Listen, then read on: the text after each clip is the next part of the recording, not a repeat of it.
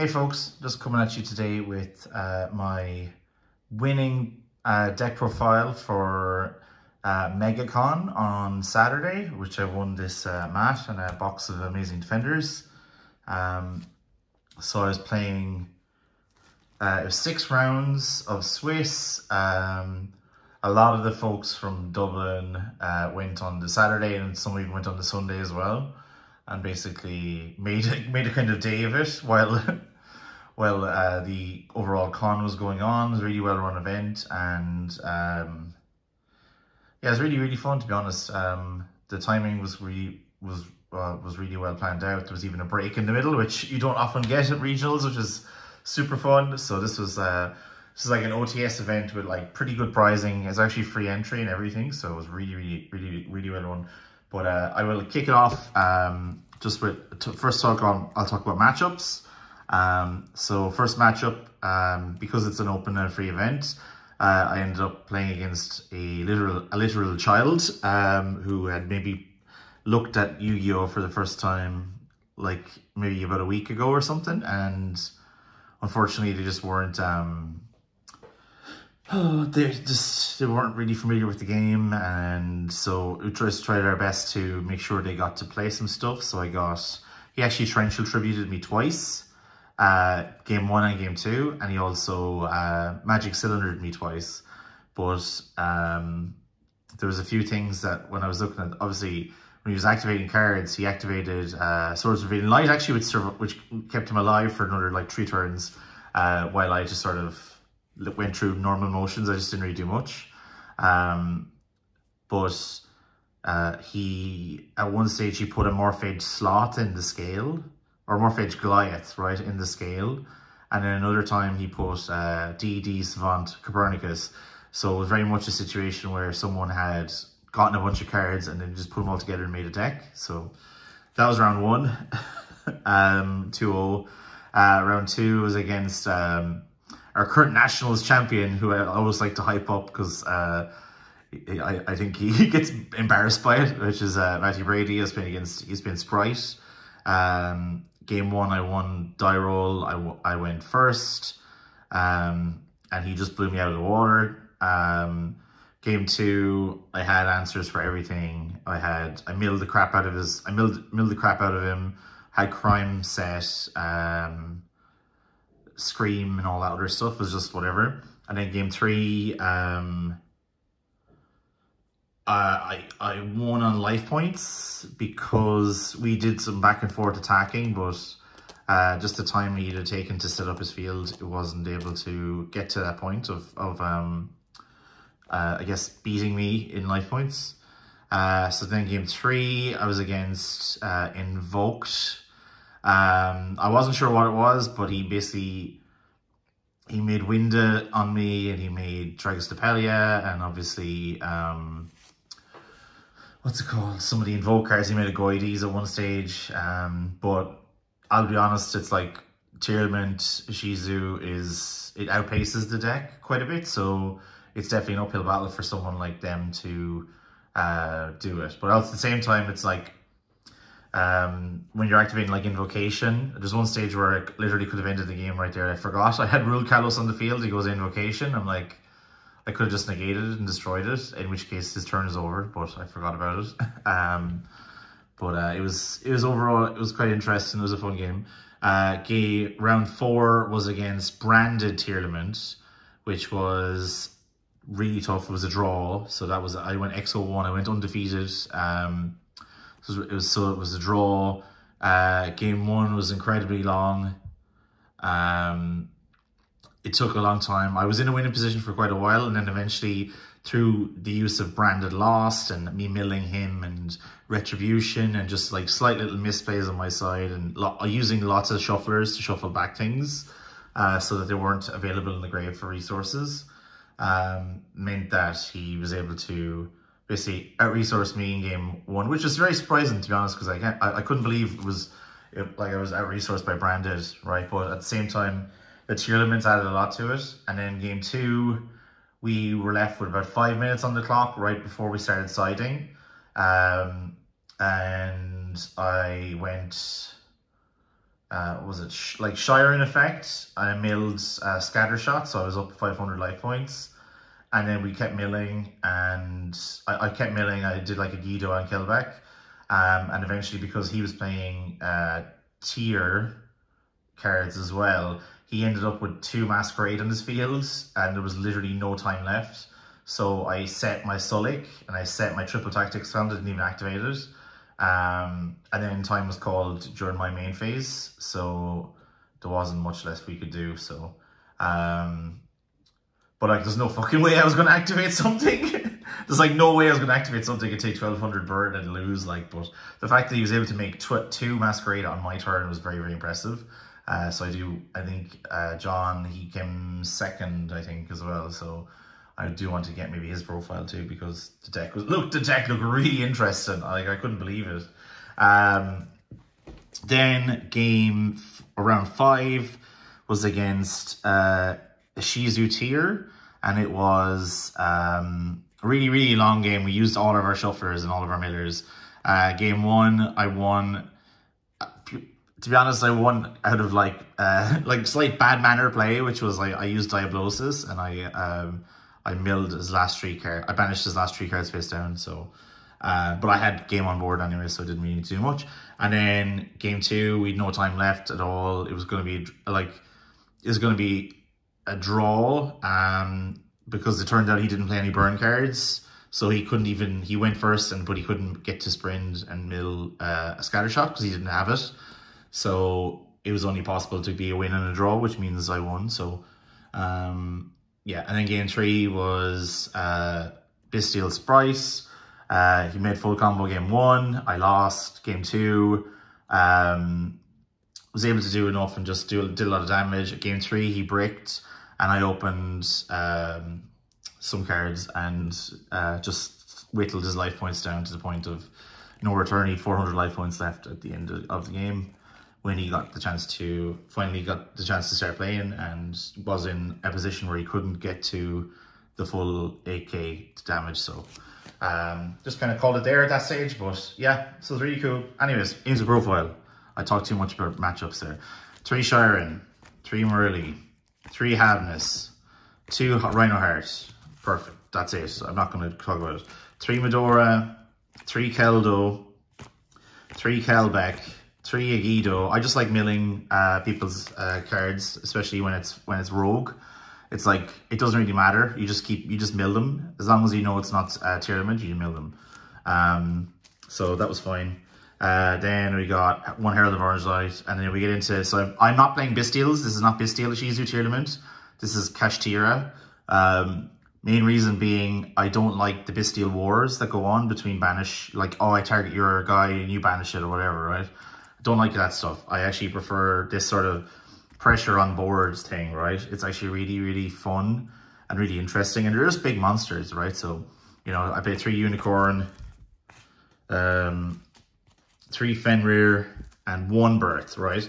I was playing 2 Birth in my last list, and the main reason for that was because I didn't like milling it, but I just realized, oh, you can just play shufflers and shuffle it back if you need to, right?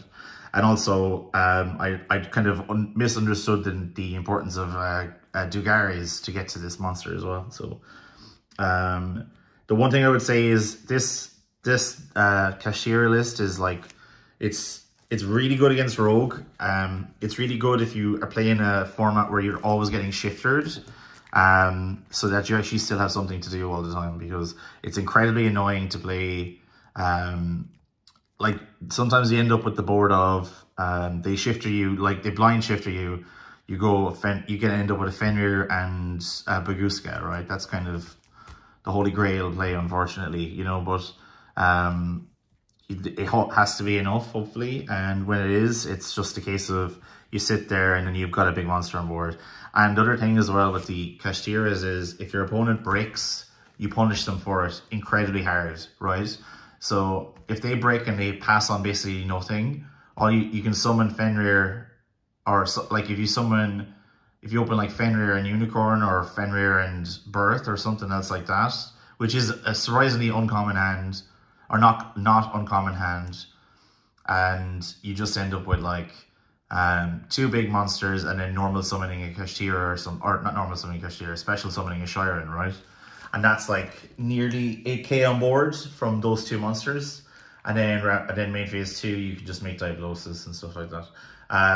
Birth as a card takes a lot of people off guard because it's insanely powerful, and they don't realize it's like, wait a minute, you can do that again on next turn, and you're just like, yes, every turn I can bring back a Kashtira.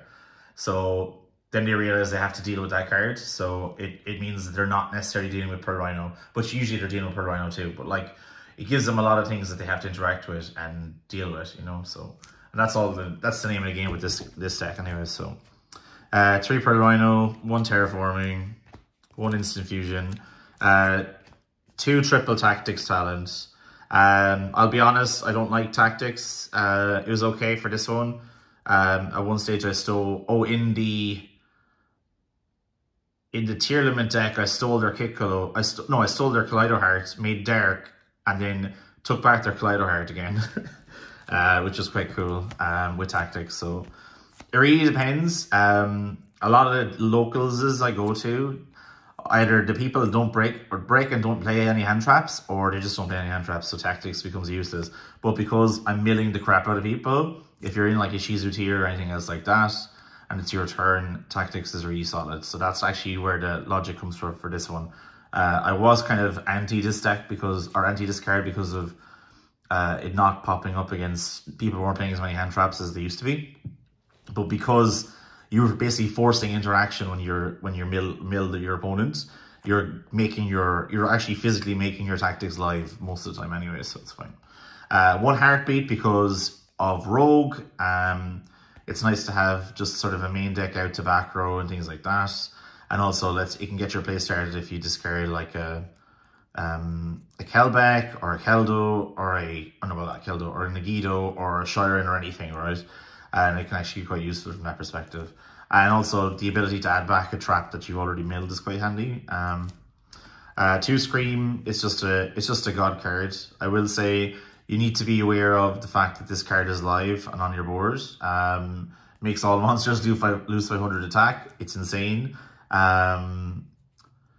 Yeah, I mean, it puts an insane amount of pressure on people, and it gets you extra mills, which is quite good. And then 2 Salik. That's it. It's 43 cards. That's the main deck. Straightforward. We'll go into extra deck. So extra deck, 1 Elf, 1 Dark, 1 Sprint, and then I played 1 Ossa as well. So I will talk about that in a second. So Zeus, Dweller, Dugares. Dugares is mainly to special back. It's mainly to special back the Kashtiras, so it's quite useful. You can also draw 2. Time Thief came up like once. Anytime I made Time Thief and I used the standby phase effect, I actually sucked up a spell, so it was always a free draw for me. So it was really, really good.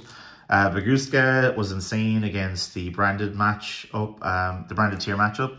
They had a full board, and I was like, "What am I going to do here?" And I just made Baguska, and made me survive like an extra few turns and stuff. And they had lots of back row too. So we got 1 Garura, Rule Kalos, Kaleido Heart, Dragstapelia, and Kikalos. So what's missing here is I'm not playing Mudragon because I'm not playing Bestials in the main. So you basically, the only way you can actually make Mudragon in this deck is with Diablosis or with one of the fusion monsters that aren't, like you can make it with Dragstapelia or something, right? But since you don't really end up, it's a very, very difficult to make. So since I'm playing Diablosis, which goes with the Kashtiras, I said I wanted to go with Ossa, which goes with the Earth monsters as well. Because it's sometimes quite difficult. It lets you play into making Sprint just a bit better, because sometimes you can actually just end up with 2 Earth monsters, right? If you end up with a handful of Kashtiras and with Ishizu cards, there's very little you can do. So being able to make at least 1 Link 2 that makes sense is quite good, because Elf and the other one don't really work together with that. So this lets you create a Link 2, and then if you've got Birth, you can bring back Fenrir, and then you can make Sprint or something like that. So it opens up a lot of plays from that perspective. Yeah, Mudragon you can't really play it. It's definitely missed because you don't play Bestials, but at the same time you don't need it. So there's that's another difference in this deck. Diablosis is just a god card, absolutely insane. Didn't make Dugars a single time, but theoretically it's obviously very good, so that's quite cool. Dweller, I made it once, but I don't really, like, I gotta be honest, I don't really make Dweller that much. I don't really make the rank 4s, like, mainly rank 4 I make is pretty Time Thief or Baguska, you know? And I just sit on a Baguska and be like, okay, just get over this if you can. Like, if I feel like they're gonna have a strong hand, a Baguska can keep you pretty well alive, you know, along with like a Sully backed up with a Tearlament monster, so it's quite handy. Then we've got side deck. So we've got level 2 that you send off Sprint. Yeah. Necro Banshee and Zombie World. I'd probably play more of this, to be honest. Just to be safe against Flew Under Ease.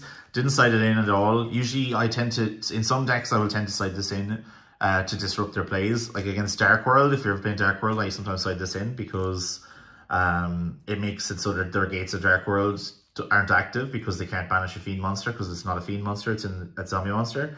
But it can impact you a lot, so I would recommend maybe just playing it safe against that deck and just going with some hand traps.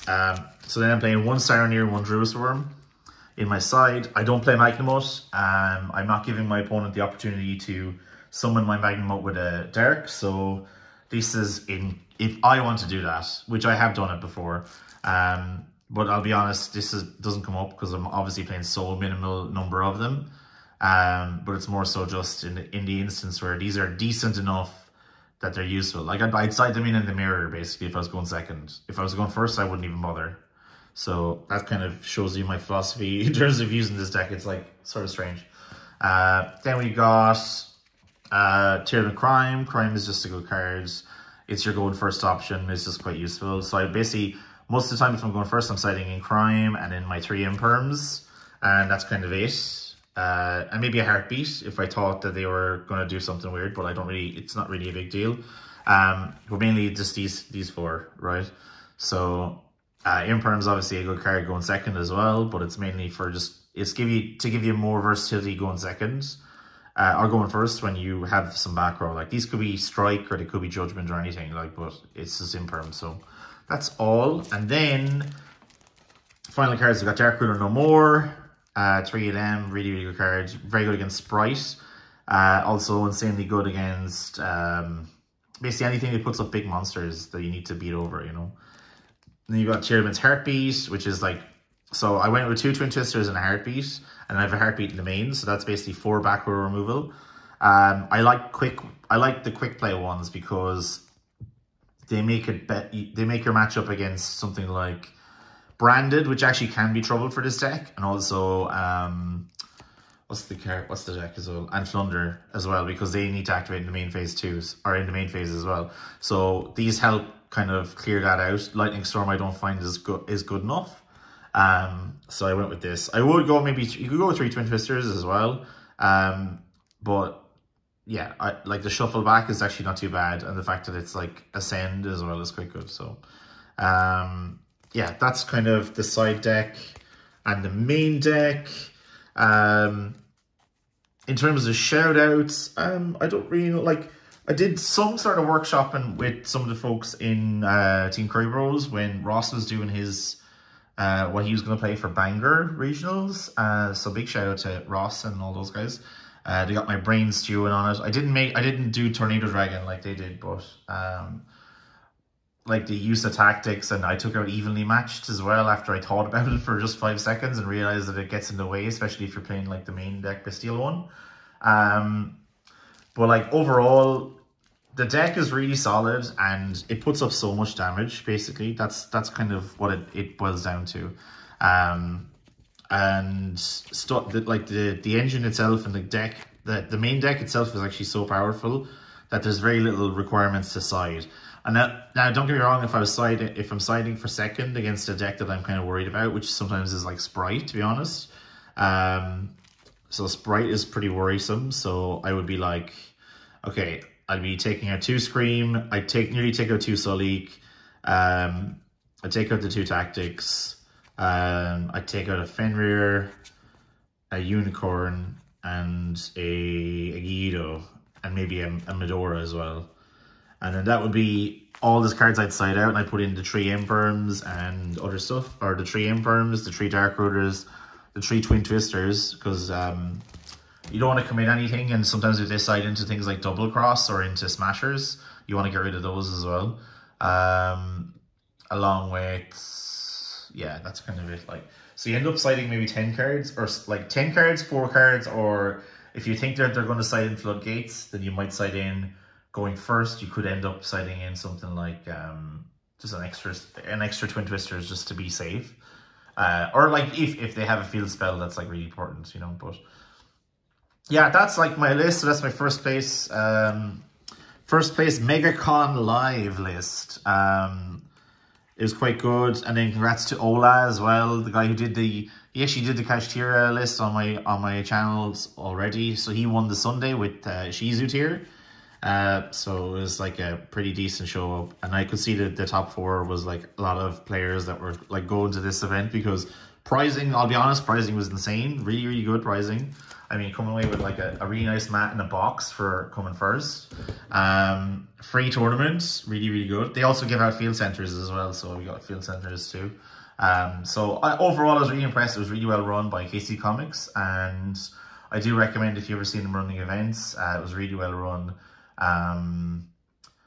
But yeah, it's one of those things where the only thing I would say is with free tournaments is, God love those poor children. They get in the way of people that want to win, right? Because like you have to be really careful. I'm trying to be really like friendly and helpful to them, because I know that I'm sorry, but I want to win, but at the same time I don't want you to suffer for me wanting to win. So you end up kind of I end up like kind of half playing, but I want to never get into a position where I feel like I'm going to lose. So that's kind of frustrating. And I know I was watching Lily in the first round playing against a kid who just got the Blue Eye Structure deck, the Advanced Structure deck, which is incredibly common, by the way. Apparently it's like selling out. Like, kids seem to love that deck. Unfortunately, it's quite useless, and I'd be like, please get some Alba Strike decks for yourselves.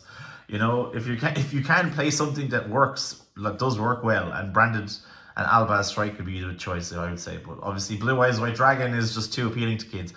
But they're playing against a kid that was struggling to not so much read the cards, but like understand the effects. But they were also up on life points because they'd managed to summon out Blue Eyes White Dragon and attack into Empin and stuff, because you can't use, I don't think you can use Empin's effect against non-effect monsters, so something like that. But anyways, whatever it was, they were attacking into they were getting life points on board, but they were taking a long time to make their plays. So that was definitely like a sticky situation that you don't want to be navigating your way through. But like, judges are ready to help with that sort of stuff. Only thing I'd say is with all this stuff, I really recommend for judges to sort of take a real strong liberty towards giving time extensions, and then if a time extension is given, be kind of willing to give other ones. It didn't happen to me, because to be honest, I played against most folks that I knew, right? I actually knew a lot of the people I was playing against. So if they were like not stalling, won't say stalling, but if they were like thinking a lot about their play, I'm pretty much like, yo, can you like make a play? Like you like. But at the same time, it can be a very uncomfortable position for people to be in. So you just make sure that, like, don't be afraid to, if you need to call a judge, first of all, if they're slow playing. And what that means is at the 39th minute, if you've started your game and you're noticing that they're already playing quite slowly, don't let it get to the point where they're doing this, or they're playing at the same pace at 2 minutes from now. That's the time to start calling the judge on it. Obviously, this is like a highfalutin locals for the most part, but at the same time, there's real pricing associated with it, so people do want that pricing. And a draw in an early round can really make a bad situation, you know, because it puts you on the edge of like everything for this stuff anyways.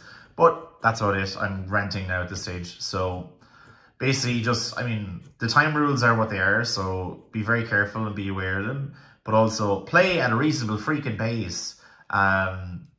You know, that's all you have to do. If you've got something to do, then do it. If you don't, then don't. for example, if your opponent has 2 masquerades on the board, it might be best move to just not activate that triple tactics talent and just set your cards and get ready to pass and pray that the gods are on your side, you know, because we actually couldn't see the timer either, so we had no idea what time it was going to be at. So if there was another minute and a half, I'm like, there's no doubt in my mind I'd have lost that game, because I'd have had to do something and I'd have taken 1200 and just lost, you know. So it is what it is. Anyways, that's me. Subscribe to the channel if you're not already subscribed. Take a look at all the videos. This is it's a fun deck. I'm enjoying it. I'm enjoying not playing the Bestials, although I'm sure I'll probably enjoy playing the Bestials just as much. There's just something about using the Fenrirs and the Fenrirs and the Unicorns to banish cards and then making Diablosis after they've used stuff like Pot of Prosperity or Desires and all this stuff, and you're like, no, you have to banish another 9 cards off the top of your deck. And they're like, what? I'm like, yeah, 9 cards, please. So that's always a big shock and surprise, and I find that very funny. But yeah, subscribe, watch other people's videos, be sound to people, and let's go Yu-Gi-Oh!